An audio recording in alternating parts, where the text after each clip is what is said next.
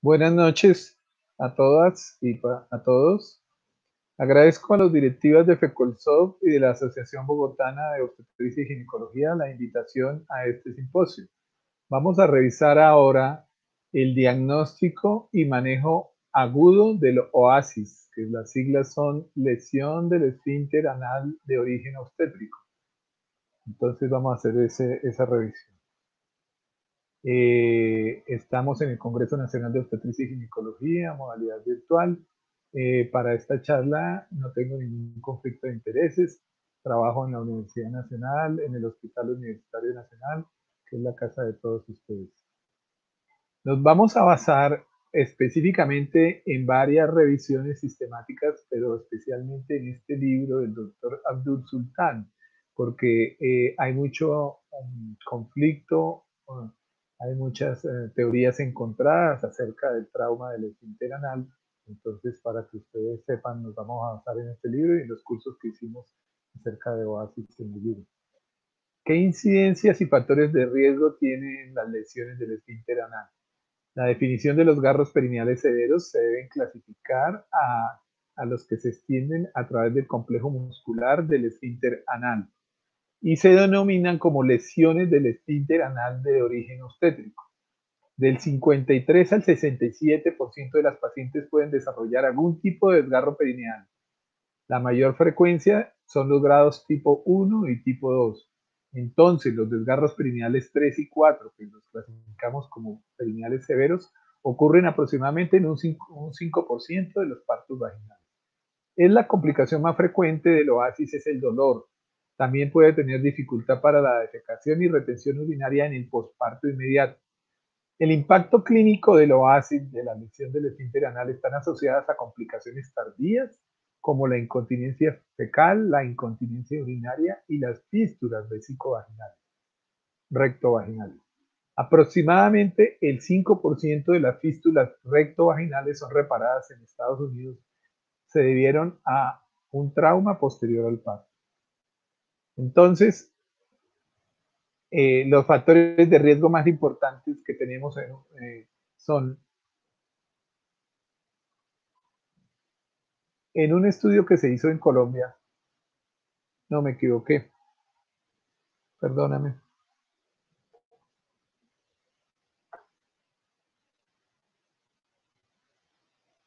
perdóname.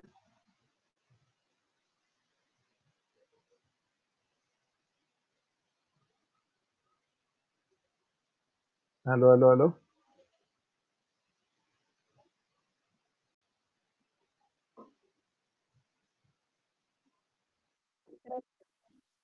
Me equivoqué porque tenía al revés una diapositiva. Eso fue lo que me hizo. Qué pena contigo. Bueno, ¿dónde estamos? Michelle, ya. ¿Listo? Que tenía al revés una diapositiva, entonces realmente fue eso lo que me ubicó. Listo, entonces otra vez 6:44. 6:44 para irnos en la primera. Ampliemos. Listo, hazme el recuento.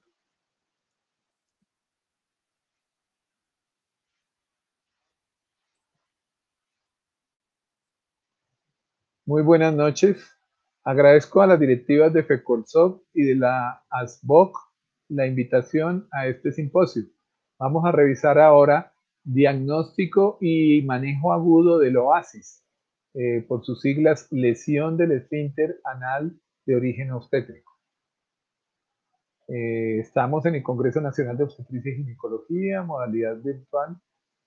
No tengo ningún conflicto de intereses para esta charla. Estoy trabajando en la Universidad Nacional de Colombia, en el Hospital Universitario, en el grupo de piso pélvico. Vamos a tener referencia principalmente de este libro, que es El trauma del esfínter perineal y anal del doctor Abdul Sultan de la Inglaterra.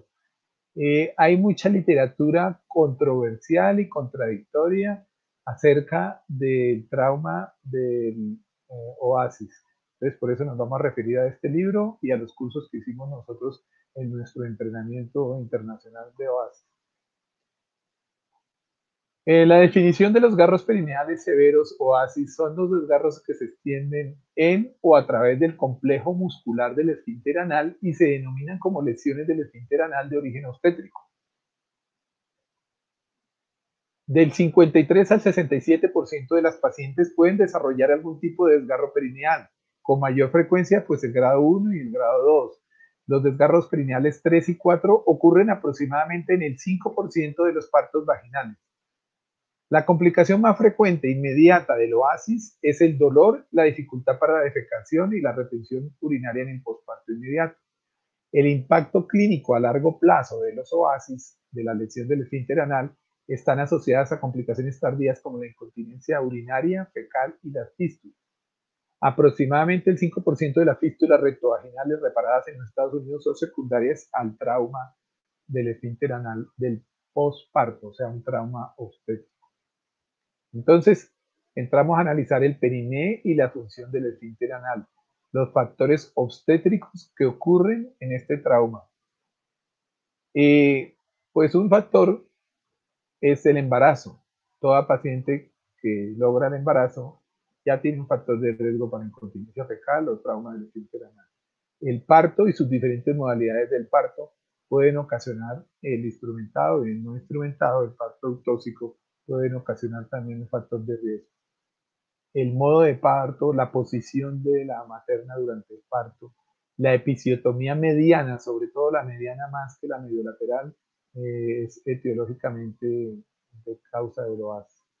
Y vamos a hablar de oasis también oculto, la posición materna, la macrosomía fetal y en algunos países la prolongación del trabajo de parto.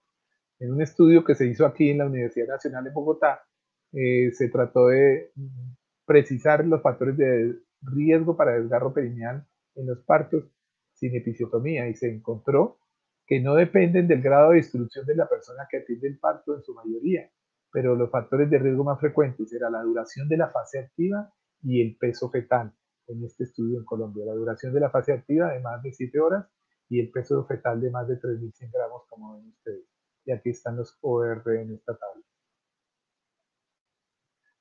Entonces, el modo de parto, la instrumentación de parto parece ser un factor de riesgo alto para producir el oasis. Es diferente el vacuum y es diferente los forceps. Parece que los forceps son los que definitivamente se asocian más al trauma del parto. Las complicaciones del oasis de las lesiones pueden ser agudas, fuera de que hay un desgarro, presentar un hematoma, presentar dolor y sobreinfectarse. Las complicaciones crónicas podrían ser dispareunia, dolor con las relaciones sexuales, dolor pélvico crónico, incontinencia fecal, urinaria y fístula rectovaginal. La episiotomía mediana realmente es el factor de riesgo de mayor impacto en la lesión del esfínter anal. 3 veces más riesgo presenta la episiotomía mediana. Entonces, pues habrá que olvidarnos de la episiotomía mediana. Hay factores de riesgo modificables en un estudio que se hizo. El parto instrumentado, el forceps mayor que el vacuum, las espátulas están interrogadas porque pues, no tiene estudios precisos que hablen sobre su impacto en la producción de la incontinencia fecal y el daño del esfínter. La episiotomía mediana más que la mediolateral o que la lateral, la duración del trabajo de parto y el peso fetal son, parece ser, los factores más importantes. Hay una evidencia epidemiológica que no podemos desconocer. La dio Delancey, nuestro anatomista moderno, desde el 2012.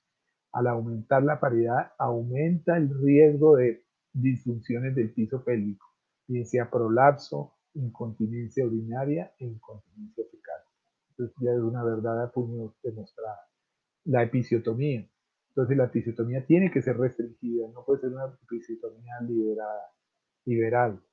Y hay estos diferentes tipos de episiotomía. Entonces ya sabemos que la mediana, de acuerdo a los estudios epidemiológicos, nos demuestra mayor riesgo de complicaciones que la lateral o la mediolateral. Entonces rápidamente recordemos que estamos hablando del periné, que el periné está ubicado debajo del estrecho inferior pélvico y separado de la cavidad pélvica por el diafragma pélvico, que lo conforma el elevador del ano y el músculo coxígeno. Es una región estrecha entre las porciones proximales de los músculos. Ahí está el periné y por ahí es que se produce el nacimiento. Hay unos músculos específicos del piso pélvico que no voy a detallar en este tiempo que tengo, pero esos son los que se ven abocados a producir una lesión. Hay unos músculos del periné que se sobreextienden en un momento dado para producir un daño. Tenemos que tener en cuenta la anatomía del esfínter anal externo, que es un músculo estriado, diferente al esfínter anal interno, que es un músculo liso y que se continúa con el músculo del recto. Entonces son diferentes y asimismo son diferentes su abordaje para suturarlos. La relación entre la cabeza fetal con los músculos del periné. Miren ustedes los músculos del periné que todos conocemos cómo se van distendiendo a medida que la estación va bajando y la presentación va bajando en su estación hasta acercarse al parto. Entonces, mire, imaginen que todo parto es traumático. Todo el parto desafortunadamente produce una distensión de los músculos y un daño, microtraumas o macrotraumas. Y se va distendiendo ese músculo elevador del ano, se va distendiendo ese músculo elevador del ano, va sobrepasando todos los músculos y se puede producir una ruptura. Y se puede producir un microtrauma o un daño muscular. O un trauma en la elevación del ano, aquí en la parte derecha o en la parte izquierda, se desarticula de la rama inferior del pubis, que es lo más frecuente de ruptura, o un daño muscular hacia el ano. El esfínter anal anatómicamente del hombre es diferente al de la mujer. Miren ustedes en la cara anterior del recto cómo ese esfínter anal es diferente de las tres capas que tienen, persisten las tres capas, pero se unen en la parte anterior. Entonces hay una diferencia anatómica importante entre el esfínter masculino y el esfínter femenino que debemos tener en cuenta en un momento dado. En esta resonancia pueden ustedes mirar los diferentes cambios de posición, los mecanismos de parto encefálico y cómo las alteraciones, por ejemplo, el occipucio persistente puede producir una alteración de un mayor desgarro. En este examen físico bajo anestesia comprueban ya el detalle posterior de un parto, como presenta casi que una cloaca, una pequeña membrana que separa la vagina del ano, como un trauma en ese momento. Y diagnosticado por una ecografía endoanal, una traslabial, en la cual se miran las grandes disrupciones que hay de los esfínteres anal externo e interno. Este es para el diagnóstico tardío. ¿Cómo clasificamos los desgarros perineales? Los desgarros los podemos clasificar en grado 1, grado 2, grado 3 y grado 4. Entonces, el grado 1 compromete la mucosa vaginal, el grado 2 más compromiso de los músculos perineales, pero no del esfínter anal, y el grado 3 se divide en A, B y C. El A, menos del 50% del espesor del esfínter externo, tengan en cuenta el B, más del 50% del espesor del esfínter externo, y el C, hay un compromiso del esfínter anal interno. Y el grado 4 ya es un grado 3 asociado a un compromiso o una disrupción de la mucosa rectal.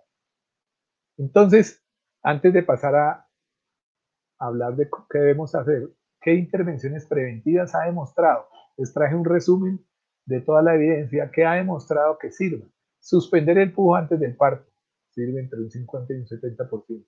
Colocar compresas calientes o masaje perineal. Hay unos artículos controversiales al respecto, pero parece que en las últimas revisiones de Cochrane, el masaje perineal y las compresas calientes siguen siendo importantes. La técnica de protección activa del periné, técnica de protección activa del periné. Pues esto no está a mano sin guantes, no es la mejor demostración, pero nos ha demostrado que puede ser preventivo en un momento dado para no ocasionar un oasis. Puede haber una disminución significativa de los desgarros del esfínter anal. La posición del parto mejor lateral o supino que en bipedestación también sería una preventiva. Cuando ya se produce el desgarro, tenemos que hacer un abordaje diagnóstico. ¿Qué requisitos debemos tener? Una adecuada iluminación, no puede ser con una lámpara cuello de cisne hacer el diagnóstico en sala de partos a medianoche con una luz muy escasa. Obtener un consentimiento informado para los procedimientos a realizar, ya dada la exploración vaginal, pero también rectal. Adecuada exposición de los tejidos, litotomía posición de litotomía, un ayudante o dos ayudantes se necesitarían, analgesia óptima, puede ser raquidia, continuar la epidural o anestesia general, pero no puede ser con local nomás para el abordaje diagnóstico, y realizar la exploración de afuera hacia adentro. Tacto rectal para evaluar la anatomía de la mucosa rectal del esfínter y descartar otro tipo de lesiones. Imagínense que el 86% de las lesiones no fueron detectadas en este importante estudio de Abdul Sultan, en el que muestra después de un parto, eh, pasaron el primer examinador y luego pasaron un segundo examinador más experto y encontró 86% de las lesiones no detectadas. Entonces, probablemente todas estas lesiones del esfínter que ustedes están viendo en este momento, del esfínter anal externo, del esfínter anal interno, se quedan sin diagnosticar adecuadamente. No le tenga miedo al dedo. Toca introducir el dedo en el recto. Esa es la posición que estamos asumiendo todos los ginecólogos, coloproctólogos, especialistas del piso pélvico. No le tenga miedo al dedo y haga un tacto rectal para un diagnóstico adecuado. Mire usted el epitelio anal, mire usted el esfínter anal interno y cómo se va retrayendo el esfínter anal externo. Y lógicamente los músculos y la mucosa vaginal. Entonces, este es un desgarro grado 3C, casi 4.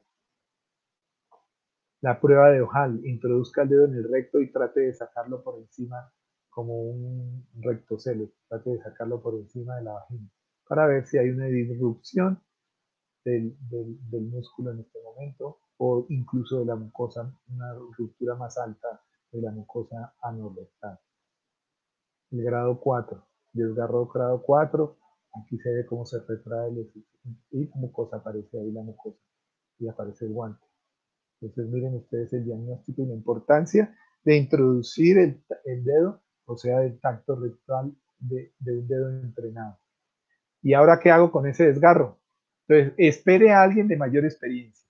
Es la primera recomendación. Espere a alguien de mayor experiencia. ¿Cuánto puede esperar? ¿12 horas? ¿24 horas? Póngale antibiótico, cubra la zona con unas compresas húmedas y espere 12 horas o 24 horas. Pero si ese alguien de mayor experiencia es usted, inicie las mismas recomendaciones para el diagnóstico. Pida ayudantes. Recuerde que el objetivo principal del abordaje quirúrgico es evitar las complicaciones a corto plazo, como la infección, la dehiscencia y la presencia de hematomas. Mantenga la abscencia y la antiscencia en todo momento. Pase una sonda de Foley, porque va a ser supuestamente retención urinaria.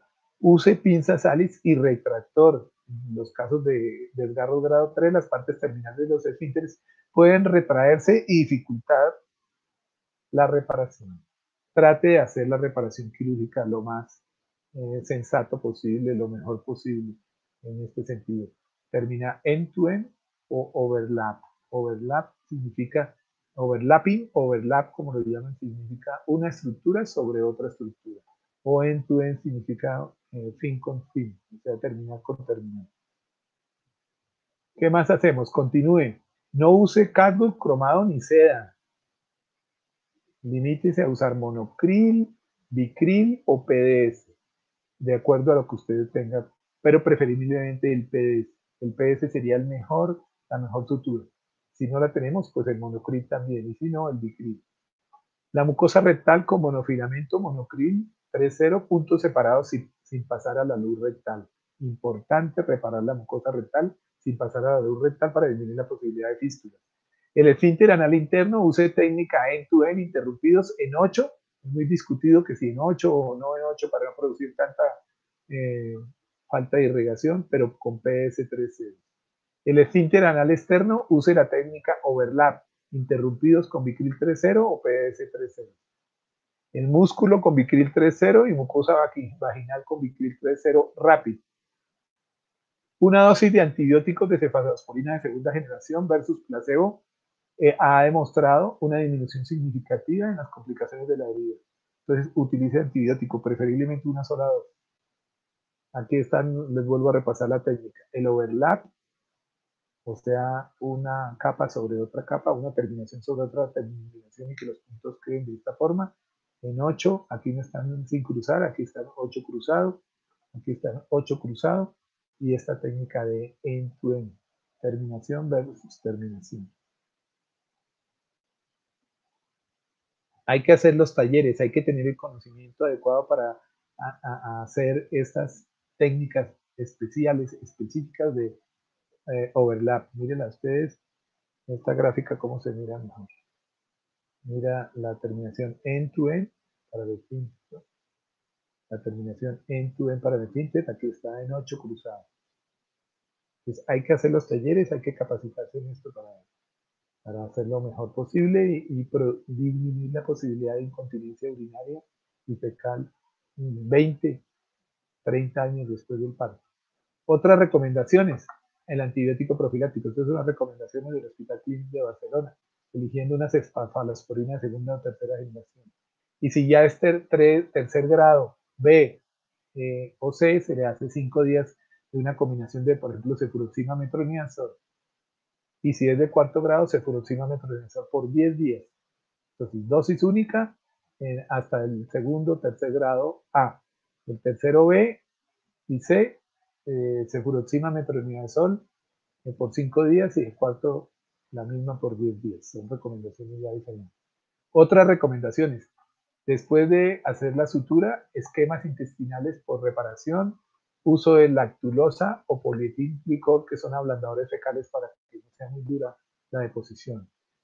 Es importante usar la sonda vesical por el alto riesgo de retención urinaria durante la reparación y probablemente durante las primeras 12 o 24 horas. Manejo analgésico adecuado. De tratar de no usar los opiáceos porque pueden generar constipación. El esfínter anal y el cuerpo perineal se deben reparar de inmediato si ocurre ese desgarro severo, dado que si se hace correctamente y tiene buenos resultados estéticos y funcionales a largo plazo, evita complicaciones defecatorias, urinarias y de la vida sexual. Estas observaciones, en un momento dado, nos van a decir que se debe usar sutura de monofilamento en todas las estructuras a reparar, pero si no hay, pues utilizar el Biclip, que es multifilamento. Y otra recomendación, 1A, el esfínter anal externo se debe reparar con la técnica overlapping o end-to-end según indicación de preferencia. Estas otras recomendaciones también, el epitelio vaginal y superficial debe ser reparado con monocril, puntos continuos subdérmicos. Administración de una sola dosis de antibióticos. Depende del grado de severidad y el grado de desgarro. Bueno, estas son recomendaciones que ya hemos repetido. Se creó en el grupo de trabajo de la Universidad Nacional, el doctor Jesús López y colaboradores, un algoritmo de manejo de la atención del parto.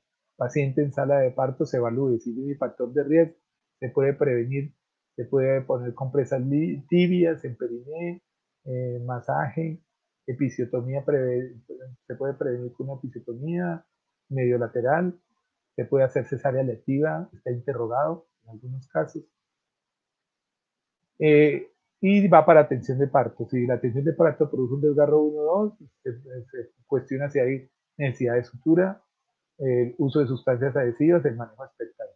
Pero si ya se produjo un desgarro 3 o 4, entonces se procede a hacer un abordaje conjunto, esperar a la persona con mayor experiencia o con el grupo de piso pélvico para hacer una reparación adecuada. Manejo antibiótico de una sola dosis o manejo antibiótico por 5 a 10 días. Ese sería el algoritmo de trabajo. Vamos a mirar un video sobre la protección perineal. Entonces, lo que quiere mostrar en mi video es que cuando la presentación está en una estación de +3, +4, se debe comenzar a hacer la protección. Si no se va a usar la episiotomía, entonces se debe proteger con la mano derecha de esta forma la salida de la presentación y con la mano izquierda ascender. En ese momento no debe haber pujo porque se produce mayor desgarro. Esta es una recomendación 1A. Y se procede a descender con la mano derecha toda la estructura muscular, protegiendo el esfínter anal. Entonces, en este video lo que queríamos representar es que al terminar solo se produjo alguna escoriación en la mucosa, un desgarro 1 o 2, y probablemente no haya habido mucha trauma en esos músculos. Conclusiones. Clasificamos y diagnosticamos mal las lesiones en los pacientes. Y si están mal clasificadas y mal diagnosticadas, pues corregimos mal los desgarros de lesión piramidal por un diagnóstico subóptimo. El abordaje de los desgarros perineales 3 y 4 se debe asumir como desgarros severos y debe hacerlo la persona con mayor entrenamiento. Debemos tener en cuenta los factores de riesgo asociados con los desgarros perineales, tratar de disminuir los desgarros durante el trabajo de parto y la fase activa y con la protección perineal exclusiva. Si tenemos dudas en determinar exactamente el grado de desgarro del periné posterior al parto, es recomendable clasificarla como un grado mayor de desgarro y actuar de acuerdo a ello. Si tenemos una duda, mejor clasifíquela como más grave. Se debe fomentar la adquisición de competencias y habilidades de las comadronas, de las parteras, de las enfermeras, de las jefes de enfermería, de los médicos y de los especialistas en la corrección de los desgarros. Hay que hacer los cursos, hay que capacitarse. Hay que usar los analgésicos adecuados, hay que utilizar los antibióticos adecuados. Y en conclusión, el parto vaginal es más traumático de lo que creíamos. Pensábamos que no era tan traumático, que era una función natural, pero definitivamente el parto vaginal es traumático. Tenemos que aprender a diagnosticar, tratar y prevenir los desgarros y las laceraciones perineales del parto. Este es el grupo de Yuga que comanda el doctor Sultán, aquí lo ven en el centro. Esta es la capacitación que hicimos nosotros en Estados Unidos con él. Este es nuestro primer curso de diagnóstico y manejo del trauma obstétrico y la Universidad Nacional liderará una serie de cursos de aprendizaje de esta técnica el próximo año. Muchísimas gracias por su atención, muy amable y estamos pendientes. Muchas gracias.